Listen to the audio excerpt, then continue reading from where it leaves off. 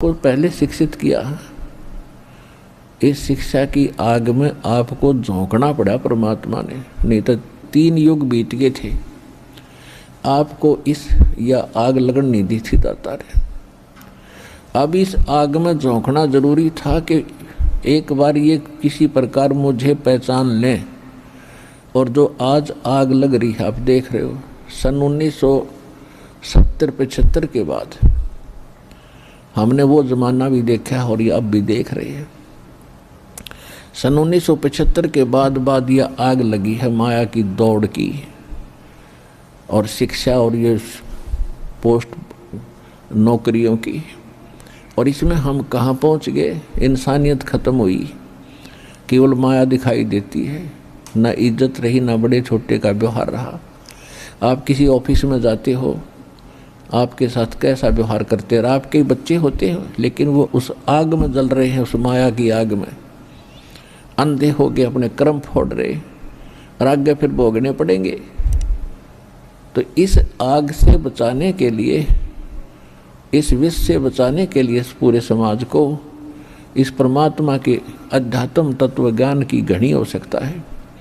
और इसके लिए दास लगभग 15-20 वर्ष से प्रयत्नशील है कि किसी प्रकार यह बात समझ में आ जाए, इनका जीवन सफल हो, इनके बच्चे सुखी हों, इनका कैर टूट रहा। हॉस्पिटल देख ले वह भरे, कोर्ट देख ले वहाँ खचाखच भरी, और कितना देख लो रोज़ लट्ठम लट्ठा, कितना मुकदमे हो रहे हैं, कितना गाँव में पंचायत होती फिर है, घर घर में लड़ाई होगी, क्योंकि बड़े छोटे की कोई रही नहीं। तो इस कारण से इस भट्ठी में आप खूब जल रहे हो। ये परमात्मा ने सोचा था कि ये थोड़ी सी आग लगेगी 20-30 वर्ष की, इसने फिर शांत कर दूंगा, लेकिन ये ज्ञान समझेंगे तो मुझे जानेंगे। और परमात्मा सब कुछ करता है, ये भूल गए हम केवल अब ये इतने इंटेलिजेंट मान लिया अपने आप को, एक शिक्षा ग्रहण करके अंग्रेजी बोलने लग गए। पहले संस्कृत बोलने वालों की बड़ी महिमा थी, संस्कृत में बोला करता, उसके मुँह तरफ देखे जाया करते, कोई बड़ा विद्वान है। और उसका स्थान आज इंग्लिश ने ले लिया, अंग्रेजी ने। जो अंग्रेजी गट में डरता है, सारे ने सोचा बड़ा एजुकेटेड आदमी है, खाक एजुकेटेड है। जो भक्ति मार्ग इसके पास नहीं, इंसानियत इसके पास नहीं, बन का प्लातून, फिर अगला जन्म क्या होगा इसका? चाहे राष्ट्रपति बने हो किसी देश का, अगले जन्म में कुत्ते क्यों निम जाएगा। वो जीवन हमें दिखाई दे रहा, नेक्स्ट जीवन दिखता है, वो आँख मिल गई हमें। और हम चाहते सबको ये आँखें मिले, बुराई से बचे और आपस में प्यार से रहें। तुमने उस दरगाह का मैल नहीं देखा, धर्मराज के तिल तिल का लेखा। ऐसे बहुत से उदाहरण हैं कि जैसे कर्म आप करोगे आपने भोगना पड़ेगा। जब हमने ऐसे कर्म भोगने पड़ेंगे तो क्यों हम ऐसे दुख को परचेज करें, क्यों मोल लें ऐसे बीमारी को। कहते हैं पावेगा अपना किया रे, भोगेगा अपना किया रे। एक बार एक टीवी के अंदर प्रोग्राम आ रहा था इन जैनियों का, और एक बहन कथा सुना रही थी। वो खुद बता रही थी कि महावीर जैन जी एक बार राजा थे। वो महावीर जैन वाली आत्मा, जो मारीची वाली आत्मा है, वो राजा थी। और वो राज प्राप्त था उसको, और उसका कुछ समय वो अपने सामने ये जो साजबाज बजाने वालों को बुलाया करता था, उनका टाइम फिक्स था कि इस समय आओ।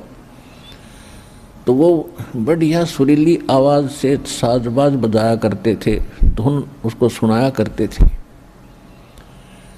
और उसने एक नौकर की ड्यूटी लगा रखी थी कि जब मुझे नींद आ जा तो इनको बंद कर देना। एक दिन वो नौकर इतना मस्त हो गया, उसको भी ध्यान नहीं रहा कि राजा सो गया, और वह धुन बजती यही। तो उसकी कुछ देर के बाद आंखें खुली तो उसने देखा कि अब भी ये धुन बजा रहे हैं, साजबाज बजा रहे हैं। तो उसने नौकर से कहा कि निकम्मी आत्मा, तूने बंद क्यों नहीं कराया इसको? तो बोला जी मेरा भूल लगी। तो कहते हैं उस राजा ने आदेश दे दिया कि शीशा गर्म करके इसके दोनों कानों में डाल दो।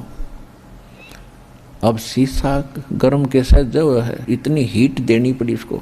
वो पिंग ला कर शीशा उसके दोनों कानों में डाल दिया। वो चिल्लावे, बुरी तरह रोए, यानी मरा नहीं था, भुगते उसने काफ़ी वर्षों तक।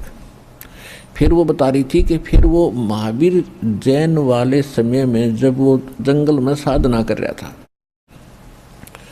वहाँ वही नौकर जो राजा के उस समय था उसका, वो नौकर वहाँ कोई गवाला बना हुआ था और वो उसके पास आता था, वो साधना कर रहा था। एक दिन वो उसकी रोटी राटी ले आता था उस महावीर जैन की। एक दिन उसने कहा कि महाराज मुझे कोई काम आवश्यक है, मैं जा रहा हूँ और इन गौओं को देखना। और वो साधना में बैठ गया, वो समाधिस्थ हो गया। उधर से वो काफ़ी देर के बाद आया तो सब गायें इधर उधर जंगल में खूब गुम होगी, कितने ढूंढी ना पाई। तो उसने कहा कि निकम्मी आत्मा, मैं तेरे से कह के गया था, तेरे कान फूट गए क्या? मेरी गाय क्यों ना देखी? कहते हैं वो बांस की पतली पतली बनाई उसने, पतली पतली वो पाड़ ली, पट्टी सी छोटी पतली बारी बारी, और उसके दोनों कानों में सूट दी और अच्छी तरह ठोक कर तोड़ दी। अब 6 महीने भुगता, उसमें रेसा पड़ गया, मवाद बन गया, रोवर चिल्लावे। वो निकले नहीं। जनसाधारण पे कोई वैद आया, उसने फिर कुछ दवाई जड़ी बूटी डाली और वो निकालते समय भी कितनी पीड़ा हुई होगी उसको। तो कहते हैं तप से राज मदमानम और जन्म तीसरे फिर शुक्र स्वानम। और ये दुख नारे, पावेगा अपना कियारे, भोगेगा अपना कियारे। ये कब तक चलेगा? जब तक हम परमेश्वर कबीर जी की शरण में नहीं आते, और उसकी शरण में इस दास के अतिरिक्त इस विश्व में और स्थान नहीं है। ये दास बार बार कहता है, इसको आप बिल्कुल सोच समझ लो, भ्रमित ना होना। बने बनाए काम ने बिगाड़ियो नाई पे, बड़ी मुश्किल से दाव लगा। ये परमात्मा की शरण सतयुग त्रेता द्वापर में नहीं मिलती है। कोई इक्का दुख के भगत पर दया होती है, 10-5 हज़ार रुपये होगी। अब मालिक का वो समय है फिक्स्ड, नहीं तो पहले भी कर देते, वो तो दाता है। लेकिन पहले हम इसको सुनना नहीं चाहते थे, पसंद नहीं करते थे। क्यों नहीं करते थे? क्योंकि हम इतने दुखी नहीं थे जितने ईब कलयुग में हो गए। अब सबके देख रहे हो, सुविधाएं खूब दिखाई देती हैं, पक्के मकान भी हैं, घर में कार कोठी या मोटरसाइकिल तकरीबन होगी है, नहीं फिर भी ठीक सा ब्योंत है 80% भारतवासियों का। और सुखी कोई नहीं, किसी ने बैठ कर देख लो चर्चा करके, 20 दुख सुना होगा अपने, 20। तो वो कोठी और उन कारों ने और उन मोटरसाइकिलों ने क्या दिया आपको? उस माया ने क्या दिया? माया तो आग है, आग से शांति हो ही नहीं सकती। इस माया के शांति करने के लिए भी हमने परमात्मा की भक्ति करनी पड़ेगी, फिर ये माया आपके अनुकूल होगी, हानिकारक नहीं रहेगी। श्रीमद् भगवद गीता अध्याय नंबर 7 के श्लोक नंबर 29 में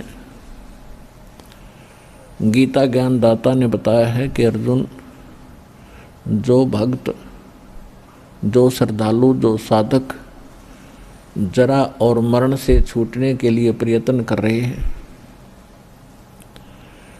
वो उस तत्ब्रह्म से परिचित हैं।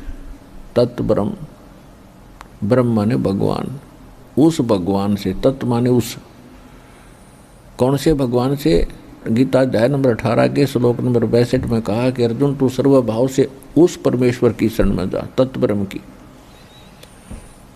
उसकी कृपा से तो परम शांति को और सनातन परम धाम को प्राप्त होगा। तो यहाँ 7वें अध्याय के 29वें श्लोक में कहा कि जो व्यक्ति उस तत्ब्रह्म से परिचित हो गए, जिनको तत्वदर्शी संत मिल गए, तो वो जरा और मरण से छूटने का ही प्रयत्न वो व्यक्ति करते हैं, साधक करते हैं। जरा माने वृद्ध अवस्था का कहर और मरण माने मृत्यु। यानी जरा और मरण ये केवल सतलोक में छूटेंगी और कहीं नहीं छूट सकती, ना ब्रह्मलोक में, ना शिव के लोक में, ना विष्णु जी के लोक में, ना दुर्गा जी के लोक में, ना शंकर जी के लोक में। ये तो सतलोक में छूटेंगी, वहाँ वृद्ध अवस्था नहीं है, वहाँ फिर मृत्यु नहीं है, सदा युवा रहोगे, वहाँ कोई दुख नहीं, कोई अभाव किसी वस्तु का नहीं। अब देखो आप यहाँ क्या चाहते हो कि काम थोड़ा करें और सुविधा गणी हो। ये वृत्ति क्यों बनी आपकी? क्योंकि हम वहाँ पर कुछ काम था नहीं। नैष्कर्म में मोक्ष वहाँ प्राप्त होता है, नैष्कर्म में, यानी बिना करे काम का वस्तु मिलती है, और यहाँ करे से ही मिलेगी। तो हम वहाँ रहा करते थे, वो आज याद हमारे हृदय से यहाँ भी नहीं भूली जा रही। और हम यहाँ खोज रहे हैं नमक की बोरी में, नमक की मार्केट में, मंडी में, और हम बूरा का टेस्ट खोज रहे हैं। जितनी बोरियों में हम जाते हैं सब नमक की भरी पड़ी है। तो सतलोक के अंदर है वह मार्केट जो बूरा की, यानी सुख है सुख, मीठा है मीठा। तो ये 21 ब्रह्मांड नमक की मार्केट है और सतलोक बूरा की मार्केट है। तो सतलोक जैसी ही डुप्लीकेट नकल, यानी बूरा जैसा ही कलर होता है नमक का, जो कूट छान कर उसको बारीक कर लेते हैं, तो उसको हम बुरा मान के और खोज रहे हैं, और लेकिन टेस्ट वो आ नहीं रहा। हम इसी को मान लिया कि यूँ है सुख होगा, ऐसा ही होगा बुरा का टेस्ट। झूठे सुख को सुख कहे ये मान रहा मन मोदे, ये सकल चबीना काल का, भाई कुछ मुख में कुछ गोद। अब कहते हैं कि पावेगा अपना कियारे, भोगेगा अपना कियारे। और 7वें अध्याय के 29वें श्लोक में श्रीमद् भगवद गीता में कहा है कि जो व्यक्ति जरा और मरण से मोक्ष चाहते हैं, छुटकारा चाहते हैं, वो तत्ब्रह्म से, यानी और कोई यहाँ की इच्छा नहीं रखते। वो उनका एक का इरादा है कि हे भगवान फिर जन्म ना हो, इसे कर मैं फिर ना आवा दाता। और ये वृद्ध अवस्था, अब जब तक इंसान बूढ़ा ना होता इतना उसका जस्ती को ना, अगर दुख भी होगा वृद्ध अवस्था में। अब बूढ़ा चल रहा ठीक है, धीरे धीरे से धीरे धीरे, और वो जवानदार है नो खे देश उसके पास से चल, तो उसको अब आभास नहीं है। और जब वो उसके साथ बीतेगी फिर बहुत दूर जा चुकी होगी वो बात। तो कहने का भाव ये है कि यहाँ तो ये दोनों चीज़ कंपलसरी हैं। एक आधा दूसरी बात है वक्त से मर जा, ना तो वृद्ध अवस्था और मौत दोनों सब में आवेंगी। तो इसका विकल्प एक है कि सत साधना हो, किसी की आत्मा दुखावे, नहीं तो वृद्ध अवस्था में भी कष्ट नहीं होगा इस भगवान की भक्ति से, और बहुत हल्का आपका जीवन ठीक बीतेगा। तो जो व्यक्ति यहाँ की किसी वस्तु की डिमांड नहीं करते, केवल इस दुख से छुटकारे के लिए अपना प्रयत्नशील हैं, तो वो तत्ब्रह्म से परिचित हो चुके हैं और पूरे अध्यात्म कर्म से भी वो परिचित हैं, अध्यात्म मार्ग से, और सभी कर्मों से वो लोग पूर्ण परिचित हो चुके। कर्म कैसे? जैसे आपने सुना था महावीर जैन जी जब राजा थे वो समर्थ थे, और कितना दुख किससे न दे लो, लेकिन वो विधान भूल गए भगवान का कि तुमने उस दरगाह का मैल नहीं देखा, धर्मराज के तिल तिल का लेखा। तो जब हम इस ज्ञान से परिचित होंगे, चाहे हम राजा हों और चाहे हम रंक गरीब हों, हम भगवान से डरने वाले बन जाएंगे।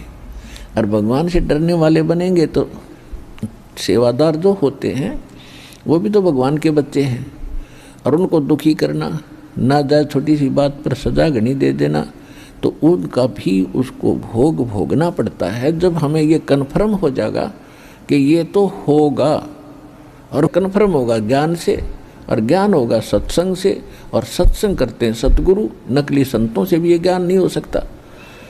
कहते सतगुरु मिले तो इच्छा मेट पद मिल पदे समाना, और चल हंसा उस लोक पठाऊं जो आज अमर स्थाना। तो सतगुरु मिलेंगे तो ये इच्छाएं खत्म करेंगे। अब जहाँ जाते हो और वो संत क्या बताते हैं, ले ये मंत्र दे दिया धनी बन जाएगा, एक मंत्र दूसरा दे दिया इससे करोड़पति बन जाएगा। ये तो के आग में डालना चाहते हैं जनता को, और बनना बनाना खाक है। अगर वो करोड़पति बनता हो एक उस मंत्र बताने तो पहले अपन बन ले। लोग फीस लेने लग रहा 5-5 हज़ार 11-11 हज़ार, उस मंत्र ने तो हिसाब कर ले, बन ले करोड़पति।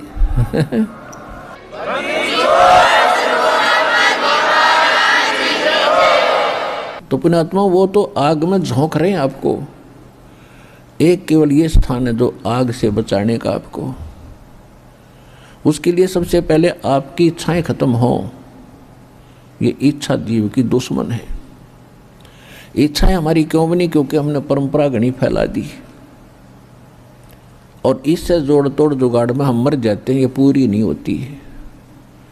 कौन कौन सी परंपराएं हमने बढ़ा ली? एक तो कार कोठी बनाने की घना शौक बन गया और हम भूल जाते हैं कि 1 मिनट में मृत्यु हो जाएगी। ये कहाँ फिर क्या लेके जाएगा यहाँ से? और पुण्यात्माओं गलत साधना भी करते हैं, उनसे भी ये बचाव नहीं होगा। आपके कर्म संस्कार जो पूर्व जन्म के हैं वो आपको भोगने ही पड़ेंगे, चाहे भक्ति कर भी रहे हो। और नकली संतों से की जाने वाली साधना पहले ही शास्त्र विरुद्ध होने से हानिकारक होती है, उसका कोई यूज नहीं होता। श्रीमद् भगवत गीता अध्याय नंबर 16 के श्लोक नंबर 23 में कहा है कि शास्त्र विधि को त्याग कर जो मनमाना आचरण मनमानी पूजाएं करते हैं उनको न तो सुख होता है, न कोई उनकी सिद्धि प्राप्त होती है और न ही उनकी परम गति होती है। और 3 वस्तु प्राप्ति के लिए ही हम परमात्मा को याद करते हैं, भक्ति करते हैं। घर में सुख हो, हमारे कार्य सिद्ध हो और मोक्ष हो। तो ये तीनों काम ही भगवान करता है। कब करता है? जब वो समर्थ की भक्ति हम करते हैं और परम संत से प्राप्त होकर विधिवत ये नियम है मालिक का, तभी होती है। और उससे अतिरिक्त हम जो साधना कर भी रहे होते हैं और भक्ति के बिना तो ये आत्मा रह ही नहीं सकती। भक्ति तो किए बिना ये रह ही नहीं सकती। चाहे कसाई हो, वो भी थोड़ी बहुत धूप दीप सुबेरे सुबेरे को मंत्र जंतर करके जब लग गए गर्दन काटने तो कहने का